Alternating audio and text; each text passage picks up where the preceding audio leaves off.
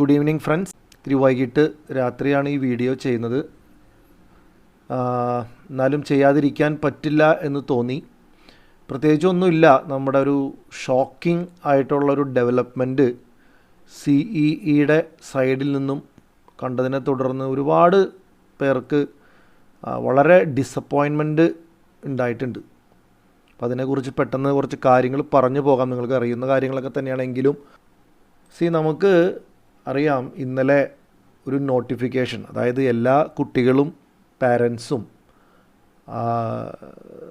കോളേജുകളിൽ ഓടി നടന്ന് അഡ്മിഷൻ്റെ പ്രൊസീജിയർ ചെയ്തുകൊണ്ടിരിക്കുകയാണ്. അതിൻ്റെ ഡോക്യുമെൻറ്റ് സബ്മിഷൻ, ഫീസ് അടയ്ക്കൽ, കുറേ കാര്യങ്ങളുണ്ട്. ഇതിൻ്റെ ഇടയിൽ പെട്ടെന്ന് നോക്കുമ്പോൾ CEEയുടെ വെബ്സൈറ്റിൽ വീണ്ടും നോട്ടിഫിക്കേഷൻ, ഒരു 8-9 ദിവസം മുമ്പ് ഒരു പ്രോസസ്സ് കഴിഞ്ഞുള്ളൂ, സെക്കൻഡ് ഫേസ്. ഇവരെന്താണ് ചെയ്യണമെന്ന് സത്യം പറഞ്ഞാൽ എനിക്കറിയില്ല. ഇതാരെങ്കിലും വെബ്സൈറ്റിലിരുന്ന് ചുമ്മാ കളിക്കുന്നതാണോ, തമാശയ്ക്ക് ഇങ്ങനെ നോട്ടിഫിക്കേഷൻ ഇങ്ങനെ ഇട്ട് ആൾക്കാരെ പറ്റിക്കേണ്ടതാണോ എന്നൊരു പിടിയില്ല. There is absolutely no need of triggering a third phase notification. എൻജിനീയറിങ്ങിൻ്റെ അഡ്മിഷനുള്ള തേർഡ് ഫേസിൻ്റെ ഒരു നോട്ടിഫിക്കേഷൻ ഇപ്പോൾ ഇൻഅപ്രോപ്രിയേറ്റ് ടൈമിംഗ് ആണ്. ഞാനിവിടെ പറഞ്ഞിരിക്കുന്ന പോലെ it is not a thought through plan. ദൈവം നമ്പുരാന് മാത്രം അറിയാം ഇതെന്താണ് ഇതിൻ്റെ പിറകിലെന്ന്. കാരണം മെഡിക്കൽ ഫസ്റ്റ് അലോട്ട്മെൻറ്റ് 28-ാം തീയതി 29-ാം തീയതി പബ്ലിഷ് ചെയ്യാനിരിക്കെ എന്തുകൊണ്ടാണ് നമ്മൾ പറയുന്നത് എൻജിനീയറിംഗ് കുട്ടികളോട് ഇപ്പം തന്നെ 26-ാം തീയതി വൈകുന്നേരം 12 മണിക്ക് മുൻപ്, രാത്രി 12 മണിക്ക് മുമ്പ് നിങ്ങളത് രജിസ്റ്റർ ചെയ്യണം? എന്ത് മാറ്റമാണ് കഴിഞ്ഞ 6-7 ദിവസം കൊണ്ട് ഉണ്ടായിട്ടുള്ളത്? ഇതൊന്നും ആലോചിക്കാതെ എന്താണ് ഇവർ കാട്ടിക്കൂട്ടുന്നത് നമുക്കൊരു പിടിയില്ല.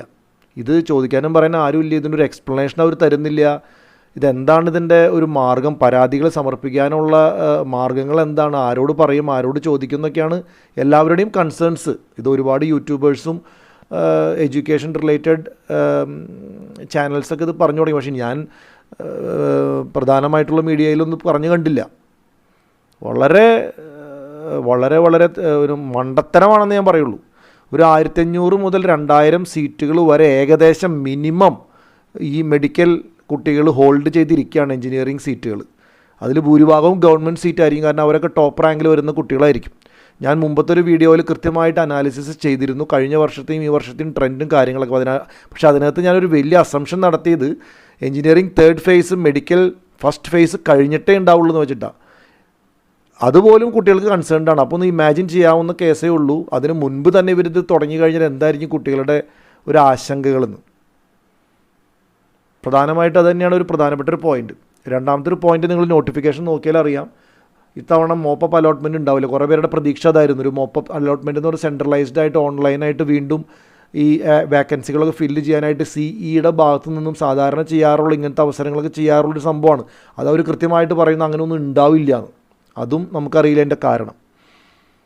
അവർ കൃത്യമായിട്ട് പറയുന്നു, ഇതാണ് കമ്മീഷണർ ഓഫ് എൻട്രൻസ് എക്സാമിനേഷൻസിൻ്റെ ഭാഗത്തു നിന്നുമുണ്ടാകുന്ന last phase of admission, that's it. അത് കഴിഞ്ഞു കഴിഞ്ഞാൽ പിന്നെ സാങ്കേതിക വിദ്യാഭ്യാസ ഡയറക്ടർ ഓഫ് ടെക്നിക്കൽ എഡ്യൂക്കേഷനും അവരുടെ ടീമുകളായിരിക്കും ഈ സ്പോട്ടുകളും കാര്യങ്ങളൊക്കെ കോർഡിനേറ്റ് ചെയ്യുക. സ്പോട്ടുകൾ ഡെഫിനറ്റ്ലി ഉണ്ടാവും, അത് ഉറപ്പാണ്. സെൽഫ് ഫിനാൻസിങ് കോളേജുകളുടെ സ്പോട്ട് ഉണ്ടാവും, ഗവൺമെൻറ് കോളേജുകളുടെ സ്പോട്ട് ഉണ്ടാവും, ഇതൊക്കെ സംഭവം. പക്ഷേ ഇതിനകത്ത് കൂടുതൽ ഡീറ്റെയിൽസ് ഒന്നും തരാതെ, റീസൺസ് ഒന്നും തരാതെ പൊടുന്നനെ 8-9 ദിവസത്തെ ഗ്യാപ്പിൻ്റെ ഉള്ളിൽ ഒരു പ്രോസസ്സും കൂടെ കുട്ടികളോട്. ഇനി കുട്ടികളുടെ കാര്യം ഒന്ന് ആലോചിക്കുക. ഈ നോട്ടിഫിക്കേഷൻ എന്ന് പറയുന്നത് ഓരോ വാക്കുകളും ഓരോ സെൻറ്റൻസുകളും അവർ കൃത്യമായിട്ട് വായിക്കണം. മിസ്റ്റേക്സ് വരുത്താൻ പാടില്ല. അത് മിസ്റ്റേക്സ് വരുത്തി കഴിഞ്ഞാൽ കുട്ടികൾ സഫർ ചെയ്യണം. ഇതൊക്കെ വേണം. അതൊക്കെ ഈ തിക്കും തിരക്ക് ഇനി അഡ്മിഷൻ നടന്നുകൊണ്ടിരിക്കുകയാണ്. അതിൻ്റെ ഇടയിലായിട്ട് ചെയ്യണം. അവർക്കത് അൺഡു ചെയ്യാനോ റീഡു ചെയ്യാനോ ഒന്നും അവർക്ക് പറ്റാത്തൊരവസ്ഥയാണ്. പക്ഷേ CEEക്ക് എന്ത് വേണമെങ്കിലും ചെയ്യാം. വളരെ വളരെ ഖേദകരമായിട്ടുള്ള കാര്യമാണ്. അപ്പോൾ അത് നമുക്ക് കൂടുതൽ അതിനെപ്പറ്റി വർണ്ണിക്കേണ്ടത്.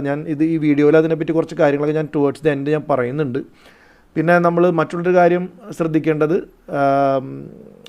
ഞാൻ പറഞ്ഞ പോലെ നിങ്ങൾ എല്ലാവരും ഒരുപാട് നിരാശരായിരിക്കേണ്ട കാര്യമൊന്നുമില്ല. കുറച്ച് കാര്യങ്ങളൊക്കെ നമുക്ക് പോസിറ്റീവായിട്ടൊക്കെ വരാനുള്ള സാധ്യതയുണ്ട്. പക്ഷേ ഈ നോട്ടിഫിക്കേഷൻ അത് എനിക്കറിയാം ബുദ്ധിമുട്ടാണ് എപ്പോഴും ഇങ്ങനെ വായിക്കും. പക്ഷേ കൃത്യമായിട്ട് പ്രിൻ്റ് ഔട്ട് എടുക്കാൻ നോട്ടിഫിക്കേഷൻ, തേർഡ് നോട്ടിഫിക്കേഷൻ്റെ വെബ്സൈറ്റിൽ കാൻഡിഡേറ്റ് പോർട്ടലിലുള്ള തേർഡ് നോട്ടിഫിക്കേഷൻ്റെ പ്രോസസ്സ് കൃത്യമായിട്ട് വായിച്ച് മനസ്സിലാക്കണം. അത് നിങ്ങൾ ഒരിക്കലും മിസ്സ് ചെയ്യരുത്. ഓക്കെ, അതിനകത്ത് കുറച്ച് പുതിയ കാര്യങ്ങളൊക്കെ പറഞ്ഞിട്ടുണ്ട്, അതിലേക്ക് ഞാൻ വരാം.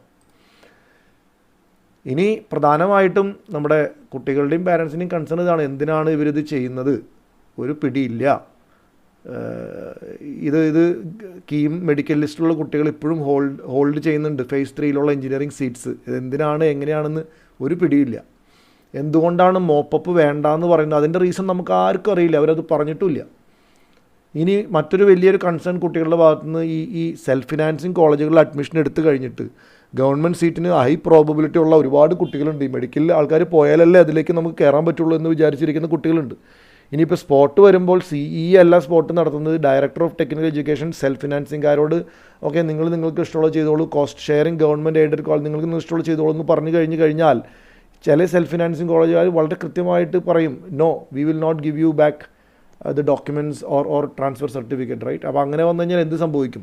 ഇത്രയും ഹൈ ഫീസ് എന്തിനാണ് നമ്മളിവിടെ കൊടുക്കുന്നതെന്നൊക്കെയാണ് കുട്ടികളുടെ ഞാൻ ഈ ലിസ്റ്റ് ഓഫ് കൺസേൺസ് എന്ന് പറയുന്നത് ഒന്ന് റീഐറ്ററേറ്റ് ചെയ്യാൻ വേണ്ടിയിട്ടാണ്. എല്ലാവർക്കും ഈ കൺസേൺസ് ഉണ്ട്, ഒരു കുട്ടിക്കോ രണ്ട് കുട്ടിക്കോ അല്ല, മിക്കവാറും ഈ ബോർഡർ ലൈൻ കേസുകളിലുള്ള എല്ലാ കുട്ടികൾക്കും ഈ സെയിം കൺസേൺസാണ് ഷെയർ ചെയ്യാനുള്ളത്. ഞാൻ ഒന്നുകൂടെ ലിസ്റ്റ് ചെയ്തു എന്ന് മാത്രം. ഓക്കെ, ഇനി പ്രധാനമായിട്ടും ഈ വീഡിയോയിൽ ഞാൻ പറയാൻ ഉദ്ദേശിക്കുന്ന കാര്യങ്ങൾ, ഒന്ന്, ഒറ്റ കുട്ടി പോലും തേർഡ് ഫേസ് രജിസ്ട്രേഷൻ ഈ വിഷമങ്ങളുടെ ഇടയിൽ ഇഗ്നോർ ചെയ്യരുത്. നിങ്ങൾ നോട്ടിഫിക്കേഷൻ കൃത്യമായി വായിക്കുകയും രജിസ്ട്രേഷൻ പ്രോസസ്സിൽ നിർബന്ധമായും പങ്കെടുക്കുകയും വേണം. മനസ്സിലായോ? നടന്നതെല്ലാം നടന്നു.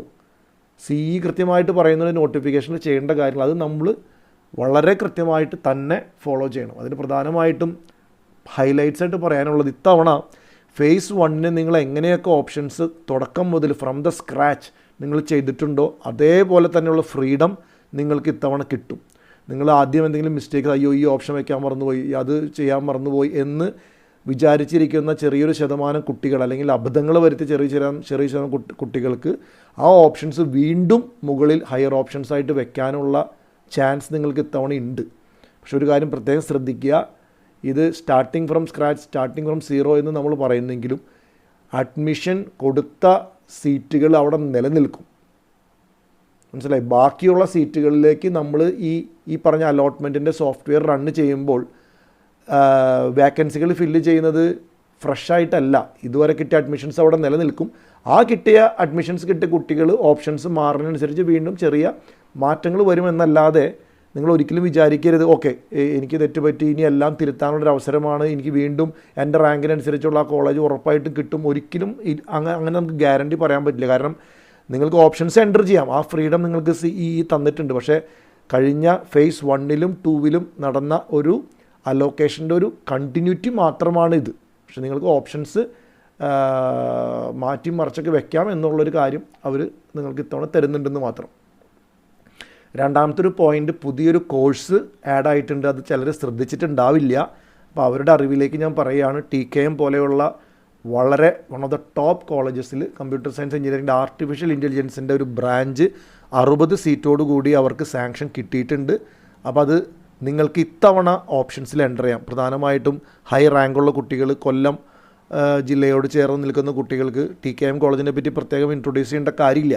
അപ്പോൾ ആ കോളേജിലൊക്കെ ഇപ്പോൾ ഗവൺമെൻറ്റിൻ്റെ കോളേജാണ്, അത് ഓട്ടോണമസ് ആയി. ആ കോളേജിലൊക്കെ നല്ല കോഴ്സുകൾ ആലോചിച്ചിട്ട് തന്നെ അവർ തുടങ്ങുള്ളൂ. അപ്പോൾ ഈ കോഴ്സിന് വളരെയധികം പ്രാധാന്യമുണ്ട്. അപ്പോൾ അത് നിങ്ങൾക്ക് ഹയർ ഓപ്ഷനായിട്ട് കൊടുക്കാൻ പോയി എന്ന് പിന്നീട് വിഷമിക്കാതിരിക്കാൻ വേണ്ടിയിട്ടാണ് ഞാൻ പറയുന്നത്. നല്ല റാങ്കുള്ള കുട്ടികളും ഒരുപാട് യാത്ര ചെയ്യാൻ ആഗ്രഹിക്കാത്തവരും കൊല്ലത്തിനോട് ചേർന്ന് നിൽക്കുന്ന ആൾക്കാർക്കും കൊടുക്കാവുന്ന എക്സലൻറ്റ് ഓപ്ഷനാണ് ഇത്. അതിൽ 30 സീറ്റ് നിങ്ങൾക്ക് പകുതി സീറ്റായിരിക്കും സ്റ്റേറ്റ് മെറിറ്റ്, പകുതി സീറ്റ് നമ്മുടെ കാറ്റഗറി കാര്യങ്ങളൊക്കെ ആയിരിക്കും. അതൊന്ന് പ്രത്യേകം നോട്ട് ചെയ്യുക. ഈ കോഴ്സ് നിങ്ങൾക്ക് ആഡ് ചെയ്യാനായിട്ട് നമ്മുടെ ഓപ്ഷൻസ് ലിസ്റ്റിൽ ഓട്ടോമാറ്റിക്കായിട്ട് വരും. പിന്നെ നിങ്ങൾ ശ്രദ്ധിക്കേണ്ട കാര്യം, ചില കുട്ടികൾ പറഞ്ഞു കോസ്റ്റ് ഷെയറിംഗ് കോളേജുകളിൽ മെറിറ്റ് ഫുൾ ഫീ എന്ന് പറയുന്ന ഓപ്ഷൻ അവർ വെക്കാൻ മറന്നുപോയി എന്നൊക്കെ. അവർക്കൊക്കെ ഒരു ഗോൾഡൻ ചാൻസാണ്. ഗവൺമെൻറ് കോസ്റ്റ് ഷെയറിംഗ് കോളേജുകളിൽ മെറിറ്റ് ലോ ഫീയും മെറിറ്റ് ഫുൾ ഫീയും 2 കാറ്റഗറി ഉണ്ട്. അത് ചിലർ അത് മാനേജ്മെൻ്റ് ആണെന്ന് വിചാരിച്ച് മെറിറ്റ് ഫുൾ ഫീ സെലക്ട് ചെയ്യില്ല. അപ്പോൾ അവർക്ക് വേണ്ടി വീണ്ടും ഞാൻ പറയുകയാണ്, മെറിറ്റ് ഫുൾ ഫീ നിങ്ങൾ സെപ്പറേറ്റ് ആയിട്ട് എൻ്റർ ചെയ്താൽ മാത്രമേ മാനേജ്മെൻറ്റ് എന്ന ഇതിലേക്ക് നിങ്ങളെ കൺസിഡർ ചെയ്യുള്ളൂ, അല്ലെങ്കിൽ നിങ്ങളെ അവർ കൺസിഡർ ചെയ്യില്ല. എസ്പെഷ്യലി മോഡൽ പോലെയുള്ള വളരെ സൂപ്പറായിട്ടുള്ള കോളേജുകളിൽ ചില കുട്ടികൾക്ക് ഇങ്ങനെ ഒരു മിസ്സിങ് പറ്റിയിട്ടുണ്ട്, അവർക്കിതൊരു ചാൻസാണ്. പിന്നെ മറ്റൊരു കാര്യം ശ്രദ്ധിക്കേണ്ടത് മൈനോറിറ്റി കോട്ട, അതായത് ചില സെൽഫ് ഫൈനാൻസിങ് കോളേജുകളിൽ ക്രിസ്ത്യൻ കോട്ട, അങ്ങനെ റിലീജിയൻ റിലേറ്റഡ് കോട്ടകൾ അവരുടെ മാനേജ്മെൻറ്റിൻ്റെ ഡിസിഷൻ പ്രകാരമുണ്ട്. അതെല്ലാം മുൻകൂട്ടി അറിയിക്കുകയും ഉണ്ടായിരുന്നു. അതിനോടനുബന്ധപ്പെട്ടാണ് കാറ്റഗറി ലിസ്റ്റ് എന്ന് പറഞ്ഞിട്ട് ഈ അടുത്ത കാലത്ത് പബ്ലിഷ് ആയത്. ഫേസ് 1 ഉണ്ടായിരുന്നില്ല, ഫേസ് 2 അത് ഇൻട്രൊഡ്യൂസ് ചെയ്തത്. അപ്പോൾ ഫേസ് 1 നിങ്ങൾ സെലക്ട് ചെയ്ത് ഈ ഓപ്ഷൻസ് ഒന്നും കണ്ടുണ്ടാവില്ല. പക്ഷേ ഫേസ് 2 ചില കുട്ടികൾ അത് അവർ വിചാരിച്ചില്ല. അവർ വിചാരിച്ചു മൈനോറിറ്റി കാറ്റഗറി ലിസ്റ്റിൽ എൻ്റെ റാങ്ക് ഉള്ള കാരണം കൊണ്ട് ഓട്ടോമാറ്റിക്കായിട്ട് കോളേജ് എന്നെ കൺസിഡർ ചെയ്യും എന്നാണ് തെറ്റായിട്ട് അവർ ധരിച്ചത്. എൻ്റെ തന്നെ സുഹൃത്തുക്കളുടെ മക്കൾക്ക് ഇങ്ങനെ സംഭവിച്ചിട്ടുണ്ട്. അവർ എൻക്വയറി ചെയ്തപ്പോൾ കൃത്യമായിട്ട് അവരോട് അവർ പറഞ്ഞത്, നിങ്ങൾ ഫേസ് 2 ഇപ്പോൾ ഉദാഹരണം രാജഗിരി കോളേജാണെന്നുണ്ടെങ്കിൽ രാജഗിരി കോളേജിൽ കമ്പ്യൂട്ടർ സയൻസ് ആൻഡ് എഞ്ചിനീയറിംഗ് ഒരു കുട്ടിക്ക് സ്റ്റേറ്റ് മെറിറ്റും ഉണ്ട്, അതുപോലെ തന്നെ ക്രിസ്ത്യൻ കമ്മ്യൂണിറ്റി YN എന്ന് പറഞ്ഞൊരു കോട്ടയുണ്ട്. അപ്പോൾ വെറുതെ രാജഗിരി കമ്പ്യൂട്ടർ സയൻസ് സെലക്ട് ചെയ്ത് കഴിഞ്ഞാൽ ആ കുട്ടിയെ മൈനോറിറ്റി കോട്ടയിലേക്ക് പരിഗണിക്കില്ല. അപ്പോൾ ക്രിസ്ത്യൻ കമ്മ്യൂണിറ്റിയാണ് നിങ്ങൾ YN കാറ്റഗറി ലിസ്റ്റിൽ നിങ്ങളുടെ പേര് പബ്ലിഷ് ആയിട്ടുണ്ട്, നിങ്ങളുടെ റാങ്കും ആപ്ലിക്കേഷൻ നമ്പറും പബ്ലിഷ് ആയിട്ടുണ്ടെങ്കിൽ ഓപ്ഷൻസ് എൻ്റർ ചെയ്യുമ്പോൾ നിങ്ങൾ ഒരു ഓപ്ഷൻ കൂടെ സ്റ്റേറ്റ് മെറിറ്റിൻ്റെ താഴെ സെപ്പറേറ്റ് ആയിട്ട് ആഡ് ചെയ്യണം, which is computer science Rajagiri minority എന്ന് പറഞ്ഞിട്ട്. ഞാൻ രാജഗിരിയുടെ എക്സാമ്പിൾ പറഞ്ഞതാണ്, ഞാൻ ക്രിസ്ത്യൻ കോട്ട എന്നുള്ളത് എക്സാമ്പിൾ പറഞ്ഞതാണ്. ഇതുപോലെ മൈനോറിറ്റി ആയിട്ടുള്ള എല്ലാ കോളേജുകളും, മൈനോറിറ്റി കാറ്റഗറിക്ക് അഡ്മിഷൻ കൊടുക്കുന്ന കോളേജുകളിലെല്ലാം ഇത് ബാധകമാണ്. ആ സെപ്പറേറ്റ് ഓപ്ഷൻ നിങ്ങൾ സെപ്പറേറ്റ് ആയിട്ട് തന്നെ സെലക്ട് ചെയ്യണം, വിട്ടുപോകരുത്. ഇനി ഇതെല്ലാം കഴിഞ്ഞ് കൺഫേം ചെയ്യാൻ മറക്കരുത് ഓപ്ഷൻ. കാരണം കൺഫേം ചെയ്താലാണ് നിങ്ങളുടെ പാർട്ടിസിപ്പേഷൻ CEEക്ക് അറിയുള്ളൂ, നിങ്ങളത് സീരിയസ് ആയിട്ട് തന്നെ മുന്നോട്ട് പോകാനായിട്ട് താല്പര്യം കാണിക്കുക. അപ്പോൾ ഇതൊന്നും നിങ്ങൾ മിസ്സ് ചെയ്യരുത് ഒരു കാരണവശാലും, മനസ്സിലായോ? ഇനി പ്രധാനമായിട്ടും പറയാനുള്ള മറ്റൊരു കാര്യം, നമ്മളിതെല്ലാം കൺസേൺസൊക്കെ നമ്മൾ കുറച്ച് കാണരുത്. ഈ കൺസേൺസ് എപ്പോഴും കൺസേൺസാണ്. ഇനി കുട്ടികളും മീഡിയ പബ്ലിസിറ്റി ഒക്കെ ഉണ്ടെങ്കിൽ മാത്രമേ ഈ ഒരു നമ്മുടെ ഒരു നിർദ്ദേശങ്ങൾ അല്ലെങ്കിൽ നമ്മുടെ വിഷമങ്ങൾ CEയും ഗവൺമെൻറ് അറിയുള്ളൂ. അതിനുവേണ്ടി നിങ്ങൾ CEയുടെ ഹെൽപ്പ് ഡെസ്കിനെ വിളിച്ച് നിങ്ങൾ നേരിട്ട് നിങ്ങളുടെ കൺസേൺ പറഞ്ഞ് നിങ്ങൾ ചോദിക്കണം, എന്ത് കാരണത്താലാണ് മെഡിക്കൽ അലോട്ട്മെൻറ്റ് വരുന്നതിന് മുൻപ് തന്നെ ഈ തേർഡ് ഫേസ് എന്തിനാണ് ട്രിഗർ ചെയ്യുന്നത്, എന്ത് മാറ്റമാണ് ഫേസ് 2നും 3നും ഇടയ്ക്ക് നിങ്ങൾ പ്രതീക്ഷിക്കുന്നത്. നിങ്ങൾ അവരോട് നിങ്ങളുടെ കംപ്ലയിൻറ്റ്സ് കൃത്യമായിട്ട് പറയണം, മെയിൽസ് അയക്കണം. അവർ കഴിഞ്ഞ തവണയൊക്കെ പറയാറുണ്ട്, നിങ്ങൾക്ക് എന്തെങ്കിലും പരാതികളുണ്ടെങ്കിൽ ഈ മെയിൽ ഐ ഡിയിൽ, ആ മെയിൽ ഐ ഡിയിൽ നിങ്ങൾ നിർബന്ധമായിട്ടും നിങ്ങളുടെ പരാതികൾ രജിസ്റ്റർ ചെയ്യണം. ഒരുപാട് പരാതികൾ പോകുമ്പോൾ അതിൻ്റെ വെയിറ്റേജ് കൂടും. നിങ്ങൾ നിശബ്ദരായിട്ടിരിക്കരുത്. അതുപോലെ തന്നെ നിങ്ങളുടെ ലോക്കലായിട്ടുള്ള MLA MP ഇവരൊക്കെ ആയിട്ട് നിങ്ങൾ കുട്ടികൾ ഒരുമിച്ച് പോയിട്ട് നിങ്ങളുടെ പരാതി സമർപ്പിക്കുക. എങ്ങനെയാണ് കുറേ പേർക്കൊന്നും ഇത് അറിയണില്ല ഇതെങ്ങനെയാണ്. കാരണം ഇവർ നോട്ടിഫിക്കേഷൻ വരുത്തുന്നു, പെട്ടെന്നൊരു ഡേറ്റ് പറയുന്നു, കുട്ടികൾ പരാക്രമത്തിൽ അതിൻ്റെ പിറകെ ഓടുന്നു. ഇത് പക്ഷേ ഇത് നീട്ടിവെക്കാനോ ഇത് ആരാണ് ഇതിൻ്റെ അധികാരികളെന്നൊന്നും പോലും നമുക്ക് ചില സമയത്ത് മനസ്സിലാകുന്നില്ല. അപ്പോൾ നിങ്ങളുടെ മുനിസിപ്പാലിറ്റിയിലും MP യോടൊക്കെ ഇത് പരാതി കൃത്യമായിട്ട് ബോധിപ്പിച്ച് അവർ വഴിക്കൊരു പ്രഷർ പോയിൻ്റ് ഉണ്ടാക്കാനായിട്ട് നോക്കണം. എഡ്യൂക്കേഷൻ മിനിസ്റ്റേഴ്സ് ഓഫീസിലേക്ക് നിങ്ങൾ മെയിൽസ് ഇതൊക്കെ അയക്കണം. ഇതൊക്കെ പല മാർഗ്ഗങ്ങളാണ്. അതുപോലെ തന്നെ സോഷ്യൽ മീഡിയയിൽ നിങ്ങൾ ഫേസ്ബുക്കിലും എല്ലായിടത്തും ഇത് പോസ്റ്റ് ചെയ്യാനായിട്ട് നോക്കുക. റെപ്യൂട്ടഡ് ആയിട്ടുള്ള മീഡിയ ചാനലുകളോട് ഇത് പറഞ്ഞിട്ട് ഇതിന് കിട്ടേണ്ടതായിട്ടുള്ള ഒരു അറ്റൻഷൻ കിട്ടുക. ഏകദേശം ഞാൻ പറഞ്ഞില്ലേ, ഒരു ടോപ്പിലൊക്കെ വരുമ്പോൾ 2000-2500 റാങ്കുകൾ അല്ല 2000-2500 സീറ്റുകളാണ് അവിടെ ബ്ലോക്കായി പോയിരിക്കുന്നത്. എന്തിനാണ് വെറുതെ സീറ്റുകൾ അങ്ങനെ ബ്ലോക്കാക്കി വെക്കണേ? ഈ സ്പോട്ട് അഡ്മിഷൻ്റെ സമയത്തുള്ള പ്രഷർ കൂട്ടണമെന്തിനാണ്? ഇപ്പോൾ തന്നെ നമുക്കതൊരു പ്രോപ്പർ പ്രോസസ്സിൽ കൂടെ പോയി കഴിഞ്ഞാൽ സ്പോട്ടിൻ്റെ സമയത്ത് നമുക്ക് പ്രഷർ കുറയ്ക്കാം. അപ്പോൾ അതാണ് ശരിക്കും ചെയ്യേണ്ടത്. നിങ്ങളുടെ കംപ്ലയിൻറ്റ്സ് എല്ലാം നിങ്ങൾ രജിസ്റ്റർ ചെയ്യണം എന്നാണ് നമ്മൾ മറ്റൊരു കാര്യമായിട്ട് നിങ്ങളോട് എല്ലാവരോടും സജസ്റ്റ് ചെയ്യാനായിട്ട് ആഗ്രഹിക്കുന്നത്. ഇനി ഈ വീഡിയോ അവസാനിപ്പിക്കുന്നതിന് മുമ്പ് ഞാൻ സാധാരണ പറയാറുള്ള കുറച്ച് കാര്യങ്ങൾ കൃത്യമായിട്ട് ഞാൻ കുട്ടികളോടാണ് പ്രധാനമായിട്ടും പറയുന്നത്. ഓക്കെ, ജെന്വിനായിട്ട് കുറേ കുട്ടികളുണ്ട്. ഞാൻ ചില വീഡിയോസൊക്കെ ഇടുമ്പോൾ ഒരുപാട് പേര് കമൻറ്റ്സ്, സാറേ ഇതെന്താണ് ഇങ്ങനെ, അത് ഭയങ്കര കഷ്ടമാണല്ലോ നമ്മുടെ കാര്യം, ഇത് നീറ്റ് സ്കാമിനെ പറ്റി നമ്മളിതിന് സഫർ ചെയ്യണം. അങ്ങനെ ഒരുപാട് പേർക്ക്, ചില കുട്ടികൾക്ക് സാമ്പത്തികമായിട്ട് ഈ ടോക്കൺ ഫീസ് എപ്പോഴും 2000 സംഭവം അവർ അതിലേക്ക് വകയിരുത്തും ഇതിലേക്ക് വകയിരുത്തും എന്നൊക്കെ പറയുന്നുണ്ടെങ്കിൽ ഇത് എന്തിനാണ് ഇങ്ങനെ ഈ പൈസ ഇങ്ങനെ എപ്പോഴും അടപ്പിക്കുന്നത്? ഒരുപാട് പേർക്ക് പല കൺസേൺസിന്. അപ്പോൾ ഞാൻ നിങ്ങളോടൊരു കാര്യം പറയാൻ ആഗ്രഹിക്കുന്നത്, നിങ്ങളോട് തന്നെ ഈ 3 കാര്യം കൃത്യമായിട്ട് പറഞ്ഞുകൊണ്ടിരിക്കുക. ഒന്ന്, I am not going to worry beyond a point. നമുക്ക് എല്ലാ ദിവസവും എല്ലാ രാത്രിയും പകലും ഇങ്ങനെ ഡിസപ്പോയിൻറ്റഡ് ആയിട്ട് നെഗറ്റീവ് അടിച്ചിരിക്കാൻ പറ്റില്ല. നമുക്ക് കൺട്രോൾ ചെയ്യാവുന്ന കാര്യമേ നമുക്ക് കൺട്രോൾ ചെയ്യാൻ പറ്റുള്ളൂ. നമുക്കിപ്പോൾ പോയിട്ട് വെബ്സൈറ്റിൽ ഒരു നോട്ടിഫിക്കേഷൻ അപ്ലോഡ് ചെയ്യാനുള്ള നമുക്ക് അധികാരമില്ല. അപ്പോൾ അധികാരമുള്ളവർ ചെയ്യുന്ന കാര്യങ്ങളാണ് അവരുടെ കൺട്രോളിലുള്ളത്. അപ്പോൾ നമ്മൾ ഒരുപാട് അതിനെപ്പറ്റി തല പുകഞ്ഞ് നമ്മുടെ സമയം വേസ്റ്റ് ആക്കണ്ട. നമ്മൾ നമ്മുടെ പരാതികൾ സമർപ്പിക്കുക. അത് വിട്ട് വെറുതെ ടെൻഷൻ അടിക്കേണ്ട കാര്യമില്ല. Point number 1. പോയിൻ്റ് നമ്പർ 2, ഞാൻ എപ്പോഴും പറയാറുണ്ട്, ഒരു കോളേജും ബ്രാഞ്ചും നിങ്ങളുടെ കരിയറിൻ്റെ ഒരു സ്റ്റാർട്ടിംഗ് പോയിൻ്റ് മാത്രമാണ്. അതല്ലാതെ ഒരു കോളേജും ബ്രാഞ്ചും അല്ല നിങ്ങളുടെ 40 വർഷത്തെയോ 35 വർഷത്തെയോ കരിയർ തീരുമാനിക്കുന്ന ഒരു ഘടകം. ഒരു ഫാക്ടറാണ്, ഒരു ലോഞ്ചിങ് പാഡായിരിക്കാം, ഒക്കെ ശരിയാണ്. പക്ഷേ ആ കോളേജും ബ്രാഞ്ചും നിങ്ങൾക്ക് കിട്ടിയില്ല എന്ന് വിചാരിച്ച് നിങ്ങളുടെ 40 വർഷത്തെ കരിയറൊന്നും ഒരിക്കലും നഷ്ടപ്പെട്ടു പോവില്ല. നിങ്ങളുടെ സ്വപ്നങ്ങളും ഡ്രീംസ് എല്ലാം തീരുമാനിക്കേണ്ടത് നിങ്ങളാണ്, മനസ്സിലായോ? അല്ലാതെ ഒരു കോളേജോ ബ്രാഞ്ചോ അല്ല എന്നുള്ള കാര്യം നിങ്ങളോട് തന്നെ വീണ്ടും വീണ്ടും പറയണം. അതെന്തുകൊണ്ടാണെന്ന് വെച്ചാൽ എന്നാൽ മാത്രമേ നിങ്ങൾക്ക് മുന്നോട്ട് പോകാനുള്ള ആ ഒരു മോട്ടിവേഷൻ, അല്ലാതെ ഇങ്ങനത്തെ ഈ സംഭവങ്ങൾ നടക്കുമ്പോൾ അങ്ങനെ ചെയ്തു, ഇങ്ങനെ ചെയ്തു, നീറ്റ് സ്കാം നടന്നു എന്ന് പറഞ്ഞ് വിഷമിച്ചിരിക്കുന്നത് നമുക്ക് we have to look forward, we have to go to the next step, right? അപ്പോൾ അതാണ് അങ്ങനത്തെ ഒരു തോട്ട് പ്രോസസ് നിങ്ങളുടെ മനസ്സിൽ എപ്പോഴും നിങ്ങൾ കൾട്ടിവേറ്റ് ചെയ്യാനായിട്ട് ശ്രമിക്കുക. ഇനി മൂന്നാമതൊരു കാര്യം, നിങ്ങൾ ഏത് കോളേജിൽ ഏത് ബ്രാഞ്ചായാലും നിങ്ങൾ നിങ്ങളുടെ സ്റ്റഡീസ് എൻജോയ് ചെയ്യുക, ക്യാമ്പസ് ലൈഫ് എൻജോയ് ചെയ്യുക. അതുപോലെ തന്നെ ഏറ്റവും പ്രധാനമായിട്ട് നിങ്ങളുടെ സ്കിൽസ്, ഇൻഡസ്ട്രിക്കും നിങ്ങളുടെ ആ ജോബ് പ്രൊഫൈലിനും വേണ്ട സ്കിൽസ് എൻഹാൻസ് ചെയ്യാനായിട്ട് നിങ്ങൾ മാക്സിമം പരിശ്രമിക്കുക.